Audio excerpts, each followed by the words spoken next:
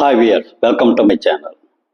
ఈరోజు మనం భారతదేశంలో పన్నుల వ్యవస్థ అనేది హేతుబద్ధంగా లేకుండా విపరీతంగా వస్తువులు సేవల మీద పన్నులు వేసి భారీ ఎత్తున ప్రభుత్వాలు రాబట్టుకోవడానికి కారణాలు ఏమిటి? అసలు పన్నుల వ్యవస్థ ఇంత ఎక్కువగా పెరిగిపోవడానికి కారణం ఏమిటి? దాని గురించి మనం ఈరోజు చర్చించుకుందాం. టెక్నికల్ చెప్పాలంటే ఈరోజు వర్ధమాన దేశాల్లో జీడిపికి పన్నుల కలెక్షన్కి పన్నుల రాబడికి ఉన్న నిష్పత్తి దాదాపు 14% ఉంది.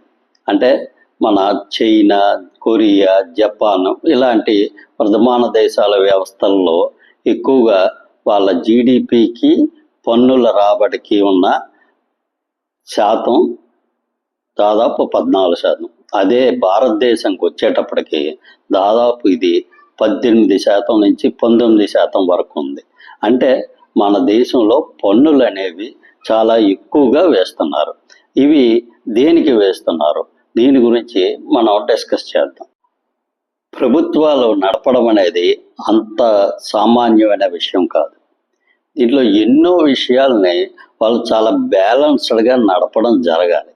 అలా జరగకపోతే ఇప్పుడున్న ఈ టైప్ ఆఫ్ పరిస్థితులే ఎదురవుతాయి.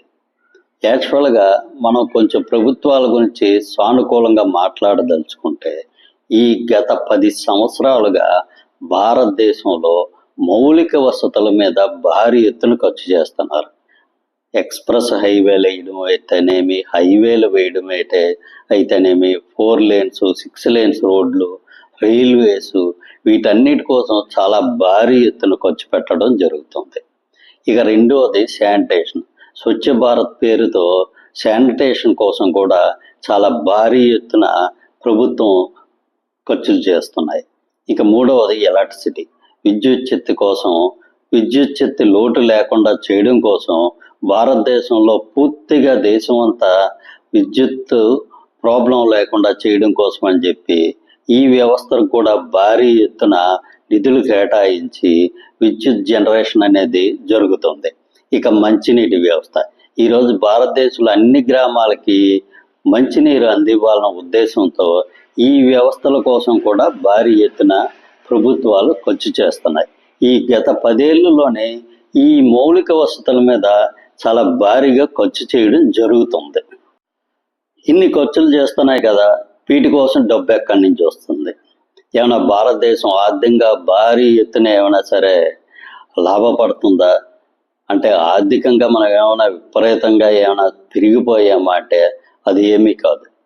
ఈ పనులన్నీ చేయడానికి ప్రభుత్వాలు భారీ ఎత్తున అప్పులు చేయడం జరుగుతుంది. ఈ అప్పులు అనేవి గత 10 సంవత్సరాల్లో, అంత ముందున్న 60-70 సంవత్సరాల్లో ఎంత చేశారు, ఈ 10 సంవత్సరాల్లో అంత అప్పు చేయడం జరిగింది. వీటికి తోడు కొన్ని రాయితీలు ఇచ్చే పథకాలు.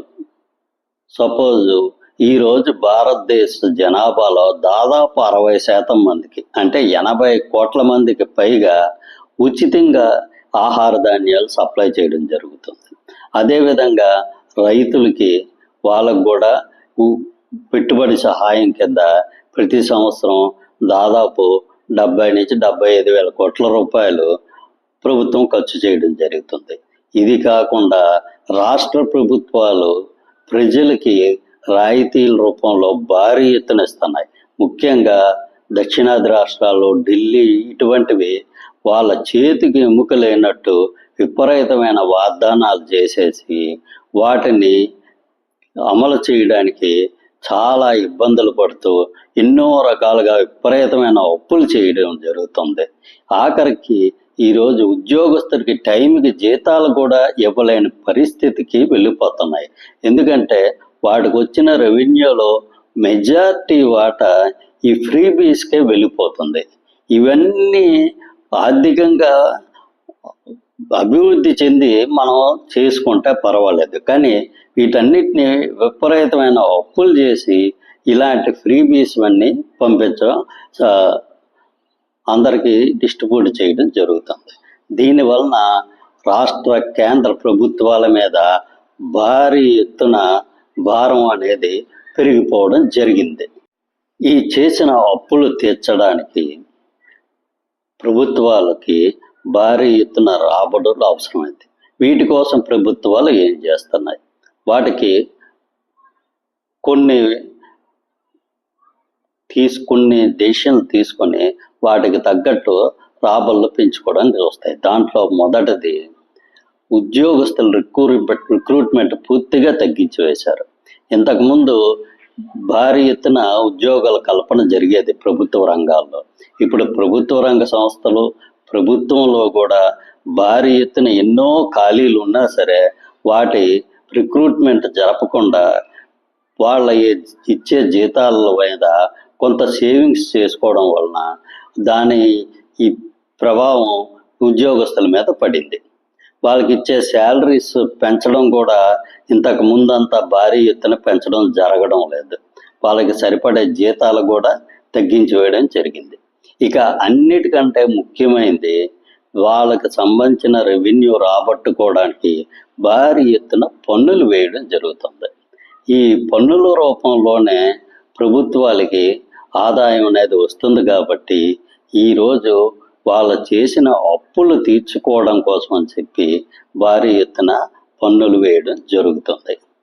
కాబట్టి ఇలా పన్నులు వేస్తే ప్రజలు మీద భారం పడిపోయి ప్రజలు ముందు చాలా ఇబ్బందులకు గురి కావాల్సిన పరిస్థితులు వస్తాయి.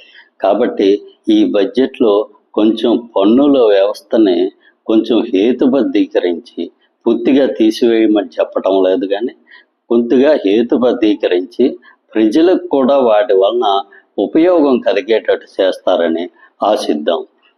దీంట్లో కంటెంట్ మీకు నచ్చినట్లయితే సబ్స్క్రైబ్ చేసుకోండి. Thank you.